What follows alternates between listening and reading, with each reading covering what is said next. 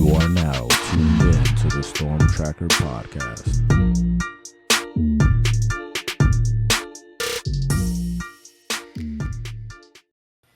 Welcome back, family, to the Storm Tracker podcast. I'm Marcus Benjamin, chilling with my guy Frank Tucker, representing the Crib, South Florida, and we represent CanesCounty.com, part of the Rivals.com network. Make sure you subscribe to this podcast on all platforms. Also, subscribe to this YouTube channel, live from Canes County. Most importantly, subscribe to CanesCounty.com for free. Use the promo code Miami30. Signing day has come and gone here, Frank, and Miami has the fourth ranked class in the nation, according to the Rivals.com team rankings. They did well is probably an understatement, right? I mean, they flipped guys, they kept guys, most of them. And I mean, even you could say the one big time player, Kevin Riley, that flipped away from Miami, you kind of replaced him, so to speak, with a Jordan Lyle at running back. So just your overall perspective of what happened last week during signing day, and who's the biggest signee for you? The biggest signee for me is Justin Scott. Just the fact that they were able to flip him so late in the process. It was at a position in need. You know, we see Miami continuing to build up the edge position in a major way. Majority of the 8 or so defensive linemen that are signed in this class are from that edge position.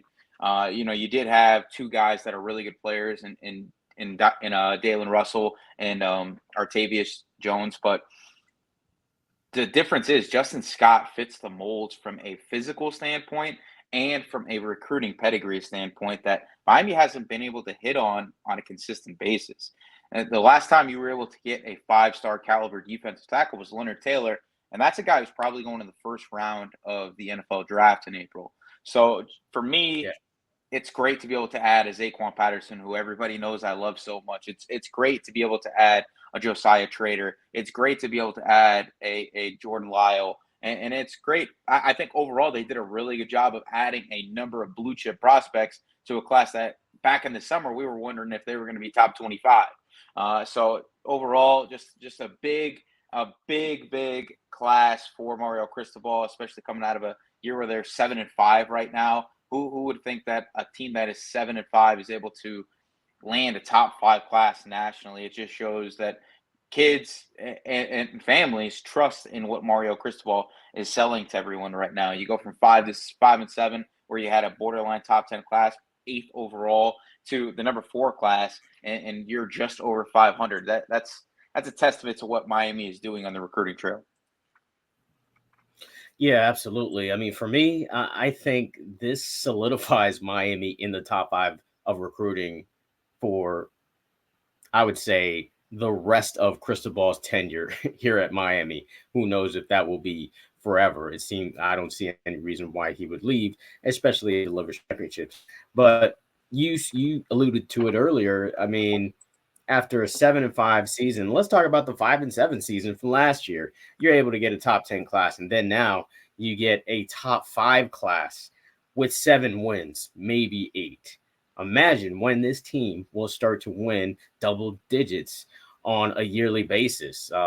That's when you'll see the top wide receiver commit to Miami without any question, because in the past 2 years, you missed out on the top receiver out of South Florida, losing out on Brandon Ennis, and then now Jeremiah Smith as well. But once Miami starts winning on a level where it's consistent and where they're putting NFL draft picks in the league on a consistent basis, especially at that wide receiver position, I think the sky's the limit for this class. As far as the biggest signee for me, I mean, there's a lot of great ones. Of course, Armando Blunt is an excellent talent, especially to get him so young, because he is going to be a monster. Like once he fills out and, 2-3 years into the program, he's going to be an absolute monster in this program or for this program. And I think that's just going to continue the pipeline to not only Miami Central, which he spent 1 year at, but also I think from Dillard or the Broward area as well, because of course he kind of grew up in that system. So I would say that is the biggest signee because it has the probably the biggest impact because you flip a 5-star on signing day from your rival, and he has potential to be an absolute dog once he gets into a college weight room year by year. There are some underrated players though as well, Frank, in this class. I think some of these underrated guys may turn out to be some high level players as well. Who do you think is the most underrated in this 24 class? Most underrated. It's tough because Cole McConaughey would probably would have been my pick, but we bumped him up to a 4-star, so that makes him a blue chip prospect. So I don't think that makes him underrated. Probably Right. Chris Wheatley-Humphrey. Chris Wheatley-Humphrey was a guy that people were kind of saying might not end up in this class, and there was a potential for that with what, depending on what happened with Kevin Riley. But Chris Wheatley-Humphrey is a 2,000-yard back out of South Florida with multiple years of production and an explosive skill set and positional versatility that can't go unmentioned. The fact that he's able to, if it doesn't work out at running back, transition to defensive back seamlessly is something that I feel adds value to that signing. He is a 6'1", 6'2" player with really good athleticism, elite, straight line speed.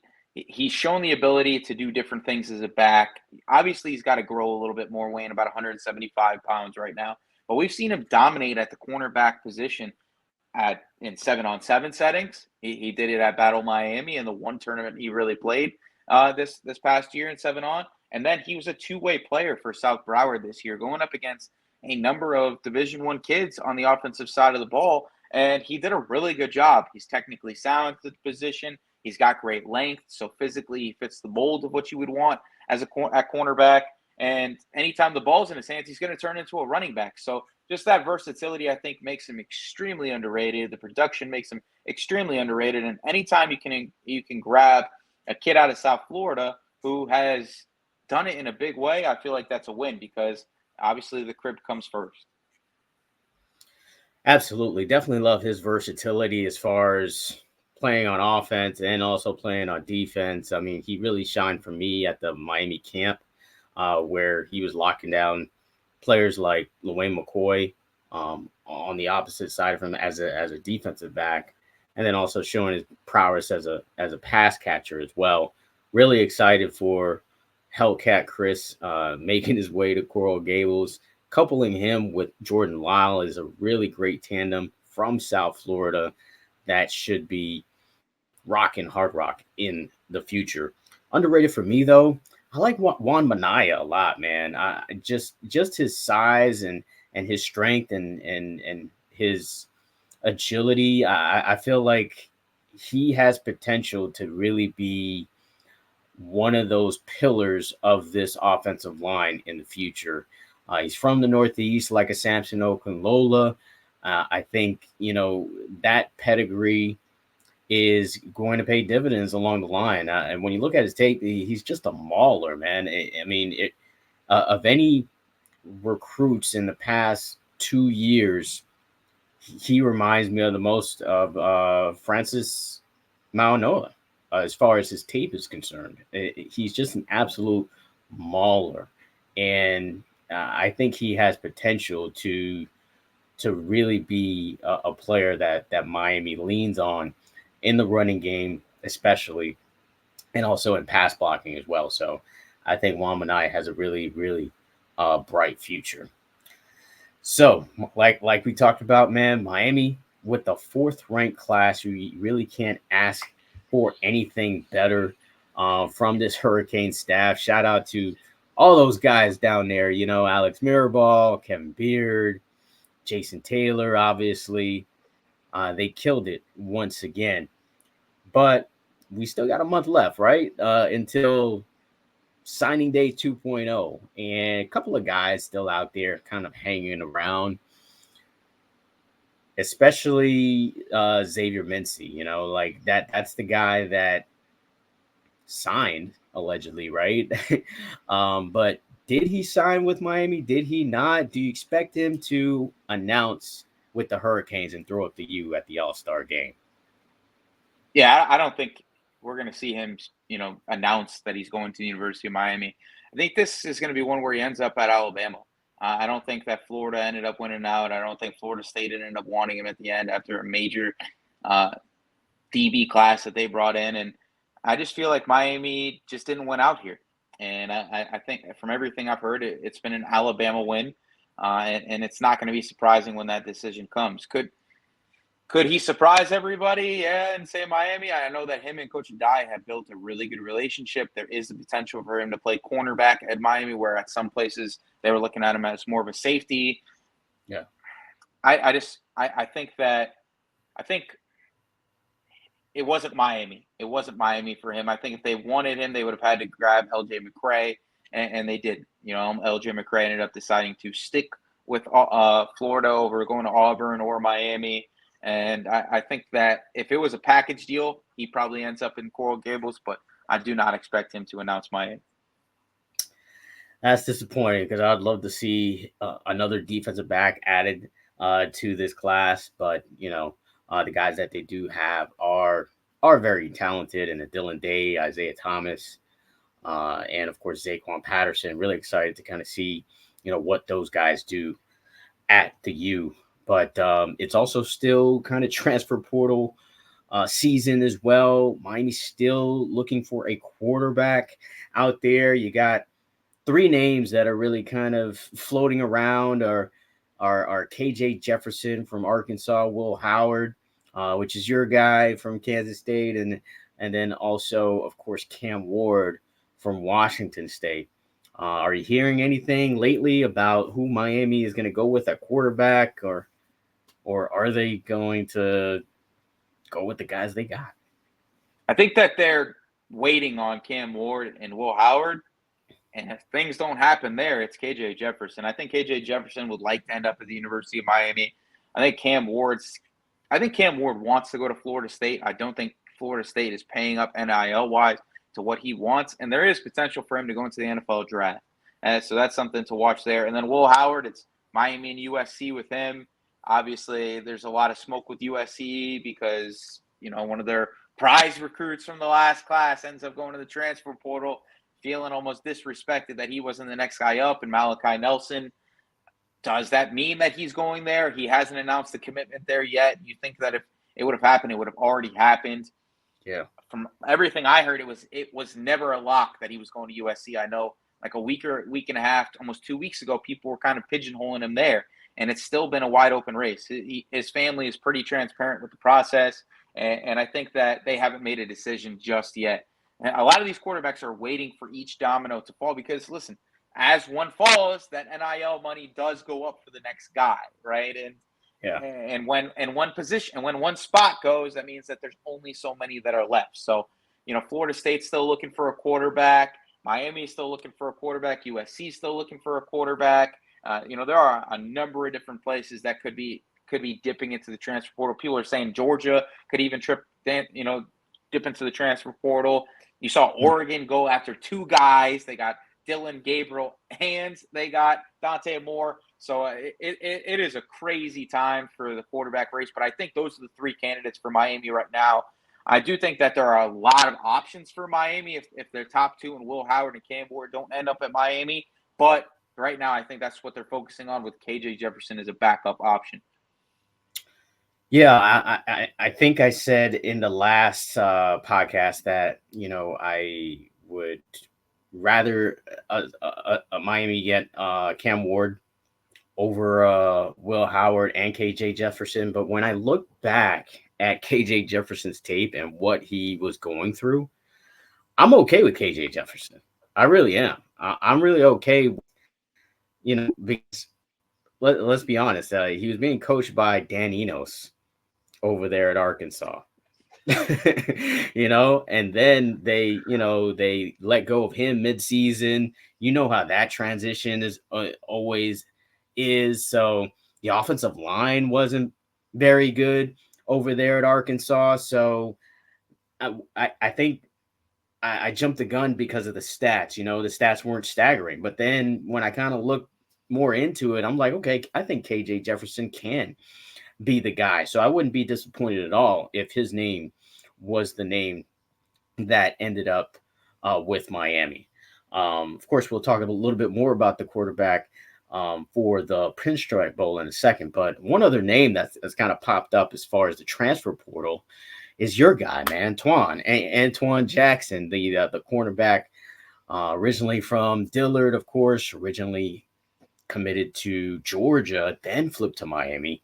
And then last minute, he decides to sign with East Carolina for playing time, which ended up kind of working out for him because he got the playing time that he wanted and he got a pick 6 as well. But now back in the transfer portal. Do you think he comes back? Do you think Miami welcomes him back?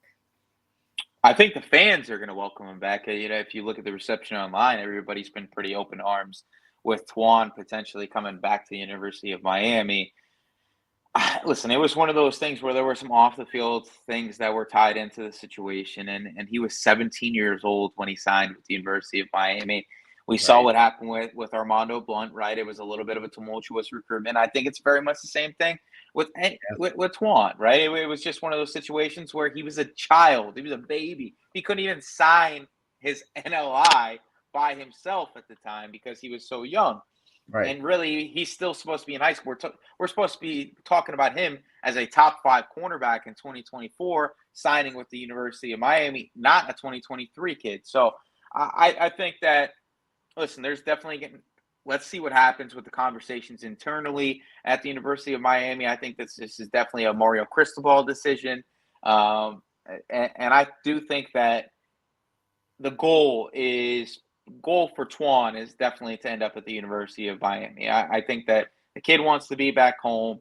I think that there's an opportunity for him in this defensive backfield because he has the versatility to play cornerback or safety. He's good enough for both spots. He showed that he could tackle a little bit in college, even as a young kid. He did have some solid production, was one of the higher graded cornerbacks in the freshman class in all of college football. I know it was a lesser competition, but it's better competition than he would have been playing in high school. So I think that he got a level of development. I think he added some good weight. He looks like a good, a solid project for Miami if he were to come here.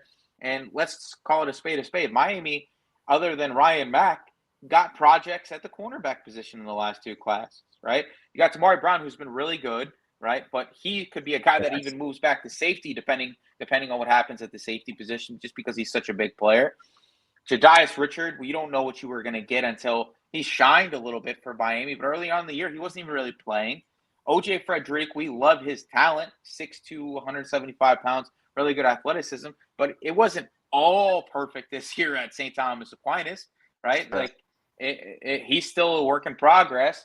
And I do think that at the safety position, you grab a transfer, with 3 years of eligibility remaining, and you do have Zaquan Patterson, but Isaiah Thomas hasn't played football in 2 years, essentially. Dylan Day is more of a nickel. And, Markeith Williams, we thought he was supposed to be the guy this year. He doesn't even really play. Jaden Harris, a former cornerback, ends up taking his spot as the next guy up at safety. So I think that there are still some question marks at defensive back to where there's a reason that you were trying to grab an Zavier Lucas and a Zavier Mincey, right? Those are 2 guys with that same positional versatility at 6'1" or taller to be able to play free safety or cornerback. And I think Twan can fit that mold, right? You struck out. Miami didn't have a defensive back commit after the middle of August. It was Zaquan Patterson as the last defensive back commit in the 2024 class. And I think that's a problem, right? Like, the fact that Miami didn't really finish strong at that position is a little worrisome for the depth aspect of the position and for the future of the position because you struck out on a number of different guys. Ellis Robinson was supposed to be the guy, right? Then it was supposed to be Xavier Lucas, Zavier Mincey. It really like Ryan Mack. Miami kind of lucked into Ryan Mack because he was a legacy. Nobody knew that he was going to become the upper echelon cornerback that he was this year in South Florida. Now I think that he's going to come in, and I think he could be a guy that's going to get into the rotation by mid-year. He's that good of a player. He's that technically sound. The kid is working his butt off. He's going to be at 185, 190 pounds in my opinion with sub-11 speed. So you got one solid guy that I think is ready to play college football. But if you bring Twan in there, I think that helps. It helps from a depth aspect. It helps from a competitive standpoint, and it helps from a pedigree standpoint. He's a former blue chip prospect. Even when he reclassed, he was still a top 20 cornerback as a 17-year-old in a class full of 18 and 19-year-old kids. So for me, he's a must-add. I think that he'd be a great fit at Miami, and I think the kid wants to be home. And the fact that he jumped in the portal before solidifying something is a testament to where the kid wants to be. Yeah, absolutely. And he's going to feel at home because he's got a couple of former teammates. There already. Armando Blunt also committed to the class. Former teammates in Nigel Lee Kelly and Chris Johnson Jr. These are guys that he's familiar with and can kind of show him the ropes of what it takes to be a Miami Hurricane and to be a college athlete on the Power 5 level. So I think it's a perfect fit, and I hope it does end up happening. But now we have the Pinstripe Bowl coming up tomorrow, where the Miami Hurricanes will take on the Rutgers Scarlet Knights. Should be a good coaching battle between Mario Cristobal and Greg Schiano. Of course, Schiano has ties to Miami, and these two guys are good friends, and they're basically kind of building up their programs basically from the ground up. This is the second go round actually for Schiano, and he was very successful in his first go round, producing many great players along the way. But this one is an interesting one because Miami will not be playing with a ton of players that they played with this season. Of obviously Cam Kinchens, James Williams won't be in this game. Leonard Taylor won't be in this game. Matt Lee, Colby Young, of course, Tyler Van Dyke, Javion Cohen. All of these players that were key contributors to this team this season will not be in this game. So I think that is part of the reason why the line has moved so drastically, Frank, from the Hurricanes being favored by 4 to now Rutgers being favored by 1. Because on the flip side, Rutgers has had like a ton of guys saying that they're committed to Rutgers for the following season. All of those guys are the top guys on the team, and they'll be playing in this bowl game. So just with all of that context, I mean, how do you think it all plays out tomorrow at Yankee Stadium? I think it's going to be a low-scoring game.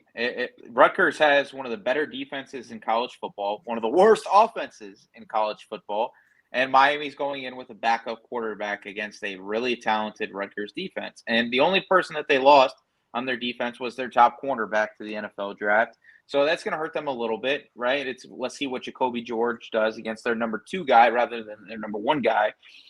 But Miami's losing some guys as well, right? You lose a Tyler Van Dyke. You lose a Colby Young. You lose your center in Matt Lee. You lose your starting guard in Javion Cohen. You lose the guy who had really, statistically the best year, in my opinion, in Don Chaney in the backfield. And I know that you got guys to replace him, but Miami's still going to have to replace him. We know that everything that Mario Cristobal and Alex Mirabal has been saying since the beginning of the year was that Matt McCoy was next up on this offensive line. He is an NFL talent from their perspective. And we know Ryan Rodriguez, a Columbus grad, is going to be a professional. He's going to be a hard worker. He's going to know the scheme, and he's going to be tough. It's just he's not Matt Lee. There's a reason that Matt Lee was such a big addition in the last cycle. So let's see how it works. But I think that Miami's going to end up winning this one. I think that talent is going to supersede a home field advantage and having a number of prospects coming back. I think Jaden Harris showed us enough on the defensive side of the ball to be able to replace Cam Kinchens and Marquise Williams. Let's see what he's able to do. But I do think, you bring back a Francisco Mauanoa at that linebacker position where he had 17 and a half tackles for loss, which is like 5th best in the country. You bring back majority of the defensive line. Jafari Harvey, I don't feel like is that big of a loss because I feel like they did have depth at that defensive end spot. You bring back all your defensive backs, basically. And Jacurri George and Zavier Restrepo, in my opinion, were the 2 best receivers on the team. I know Colby Young was a freak athlete. He gave you that size aspect of the thing. But Isaiah Horton has shown us flashes this year of being able to do the same thing. He's had some huge plays in some big games, and I don't think that there's going to be a major drop-off in the passing game because of the lack of Colby Young. Now, I do think that there's going to be a drop-off in the passing game because I just don't think Jacurri Brown is as good as Tyler Van Dyke. And I think that drop off in the passing game might give it a boost in the run game. Let's see what Mark Fletcher can do with more carries. Let's see what A.J. Allen can do when he's out of the doghouse. Hopefully that he is in this game.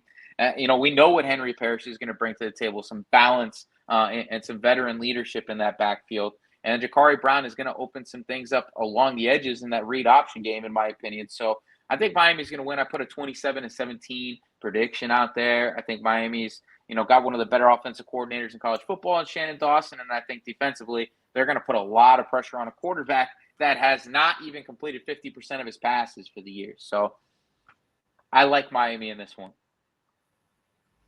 Yeah, I agree, man. I do think Miami pulls this one out. I do, for some reason, think it's going to be a close game just because you got a lot of new guys in there. So I feel like there's going to be some errors here and there.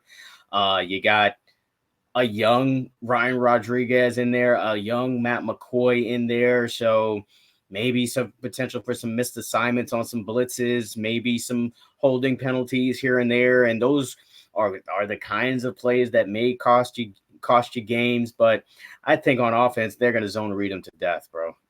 I really think it's just going to be a bunch of Jacurri Brown keepers or, Mark Fletcher just gutting them down the middle. I just feel like the running game and the offensive line will overpower Rutgers and kind of power Miami to a victory here. Now on defense, it's going to be fun to see who they roll out there. I don't know if if Darryl Porter is officially shut down for the season. I don't see any reason why you really kind of need to play him.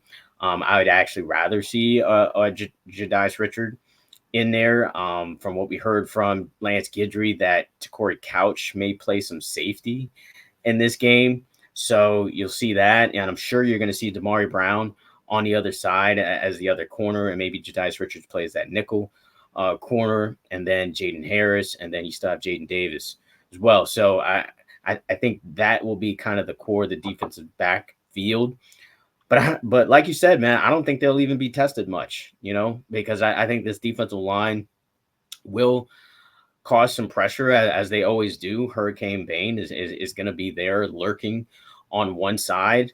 But who do you think is going to be on the other side? Do you think it's going to be Jaden Wayne getting a lot of the reps at defensive end? Because we all know, of course, that Nigel Lee Kelly, Keem Mesidor are still injured. And who plays that other tackle? I'm assuming Branson Dean's going to play in this game, but is it going to be Ahmad Moten in there, or is it going to be Jacob Lichtenstein, in there at D tackle? How do you think this defense really kind of, as far as depth wise, which players do you think will get some playing time in this game? I think that they could maybe cut things down to more of an odd front more often than that even front that they go with a lot of the times, just because you got some athletic, bigger bodies, like a Jared Harrison Hunt could play in, a lot of snaps in this game. He's still on the roster, right? I nobody talks about him, but I feel like he's an athletic body, that can help out at that as like more of a 4-eye type player if they move to an odd front. Obviously, Jacob Lichtenstein is a former defensive end, so he can play that spot as well. Jaden Wayne is another guy who's gotten reps throughout the year. I think Ahmad Moten's going to have a big game. And we saw him, get an interception at the end of the year. He's a guy I've loved since high school, playing at Cardinal Gibbons. He's an athletic defensive tackle. So I'm just hoping that they utilize that depth, that linebacker that they have. We saw some of those young guys start to shine a little bit in that Boston College game. So if you utilize more of those linebackers, use Wesley Saint as more of an edge guy that they used him as throughout the year, right? He could play that jack role a little bit despite being undersized. The pressure that he's able to bring off the edge, we've seen it against Florida State. We've seen it in some bigger games like that. So I think that they're going to be a little more exotic with their fronts rather than just being like, all right, we're going to put a replacement here and a replacement here. It's going to be utilizing Ruben Bain, obviously, at that defensive end spot, doing a heavy rotation for the other 2 to 3 positions on that defensive line, utilizing Wesley Saint as an edge rusher, and rotating some of those linebackers in there. Obviously, no Corey Flagg in this one as well, but utilizing some of those young linebackers in this game. Yeah, definitely. I'm interested to see kind of how these young guys can kind of step in and play here. But the story's going to be all about Jacurri Brown. So I just want to play a little bit. Let's play some over under here with Jacurri Brown. Over under 150 yards passing. Over under. I'm gonna go over, not by a Go lot, but over? I'm gonna go over. I'm gonna go under. I'm gonna go under on that. I mean, he has 220 in his whole career right now, and he had 2 starts, played in a few games. I'm gonna go under. What about He also had Josh Gaddis though. He also had Josh true, Gaddis true. last year, and then he was a Wildcat quarterback before that. So we got to give him a little bit of benefit of the doubt, right? Remember in high school at Lowndes, he was able to throw the football a little bit. He wasn't just strictly like a Wildcat quarterback. There's a reason that he was a borderline blue chip prospect coming out of high school. So I think that he's a capable passer. He's not accurate all the time, but he does have a big arm. I think that he has a better receiving core comparative to what he had before in regards to the growth of Jacoby George, Xavier Restrepo finally fully healthy. Isaiah Horton, I think, is going to be able to take a step up in this game. And you got a nice depth, role in guys like Ray Joseph. What are we going to see from Robbie Washington, right? Brashard Smith, obviously, one of those jack of all trades, can do a lot of different things. I think he's even got the frame to be playing outside a little bit if they need him to. So let's see what happens with that. But I do think he goes over. I not by much. I think it could be like 160 yards. He rushes for like 90. But overall, I think that he could make some things happen, especially with them having their top cornerback out of the game. All right, we'll see. We'll see if he goes over 150. What about touchdowns? I'm gonna put touchdowns at 1.5, like 1.5. Do you think he goes over or under? Oh, he's over. He's over one. He's going to get 2 touchdowns. This is a 2 touchdown game, at least one. Passing touchdowns.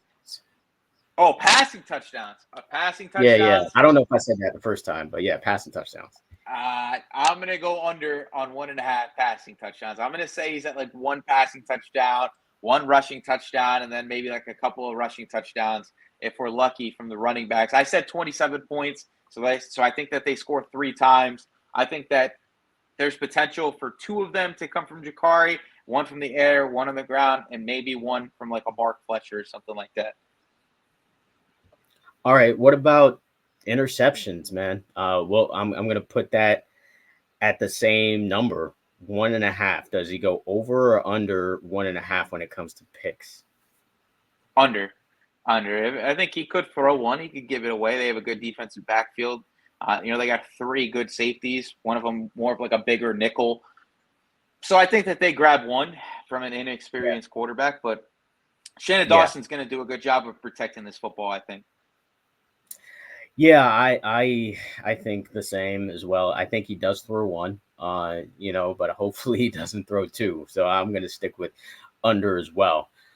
But what about rushing yards? Now, rushing yards is an interesting one because I expect him to kind of go off in this one. I would set it at around, let's say, 75 yards.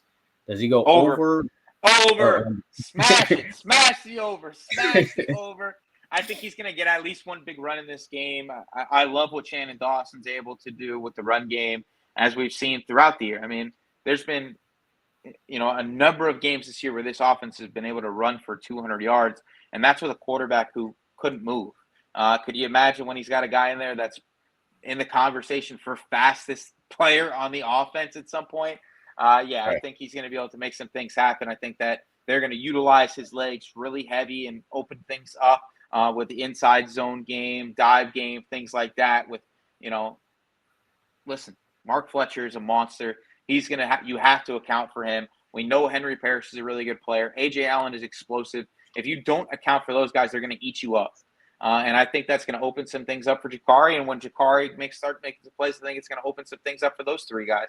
So, I think it's going to be an exciting game on the ground for Miami, and I'm taking the over. Yeah, I agree with you 100%. I think he's going to break off like a 30, 40-yard run, and then over the course of the game, he'll eat and really get well over 75. I think he's close to 100. I'm not sure if he gets 100, but I think he's close to that mark. All right, last one, man, because this is kind of the deal, I guess you could say, with Jacurri Brown is completion percentage. Now on this highlight here, it has him at a 60% completion percentage for the 2022 season. Does he complete over or under 60% tomorrow? I think it's going to be over, and the Thursday. reason I think it's going to be over because I think that they're going to limit him in the passing game on offense. I think this coaching staff is going to give him easy throws, a lot of screens. We saw screens throughout the year. I don't think they're going to deviate from that. It's going to be pitch and catch opportunities for him, just trying to get playmakers in space like Rashard Smith and Jacoby George. And I think that he's going to throw the ball 20 to like 25 times at most.